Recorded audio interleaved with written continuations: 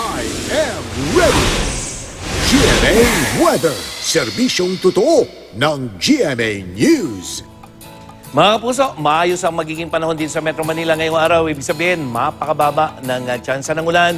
Medyo magiging maulap sa tanghali, pero sa umaga at sa gabi, malinis ang kalangitan. Kaya mga kapuso, muli, mababa ang temperatura o malamig ang temperatura sa umaga at sa gabi. Pero sa tanghali, bahagyang magiging maalinsangan. Kaya po yung mga may sipon at ubo, maging I am ready kayo.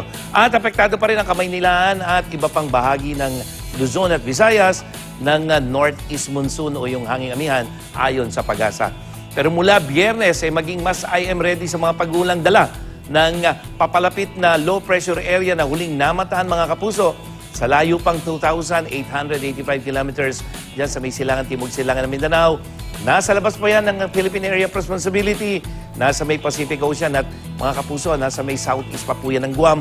Malayo pa dito sa atin. At sa wind forecast ng Metro Weather, itong nakikita nyo may bilog na yan. Yan po yung posibleng sirkulasyon ng LPA sa mga susunod na araw at posible pong maging isang bagyo ito bago pumasok ng ating area of responsibility. At kung papasok ito, baka sa Biyernes mga kapuso, kung hindi magbabago yung kanyang pangkasalukuyang bilis. At kung sakali, tatawagin po itong Bagyong Amang, yung local name niya, ito yung magiging unang bagyo ngayong 2019. At dito sa rainfall forecast ng Metro Weather, Mindanao po ang unang makakaranas sa mga pagulan. Dulot ng nasabing LPA, makikita nyo, malayo pa yung bagyo. Meron ng mga malalakas na pagulan, yung kulay orange, kulay pula.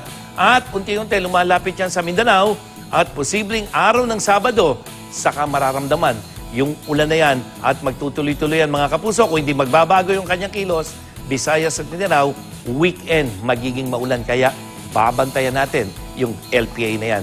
At yan ang latest mula sa GMA Weather. Ako po si Nathaniel Cruz, magplano para sigurado. I am ready. Serbisyong totoo ng GMA News.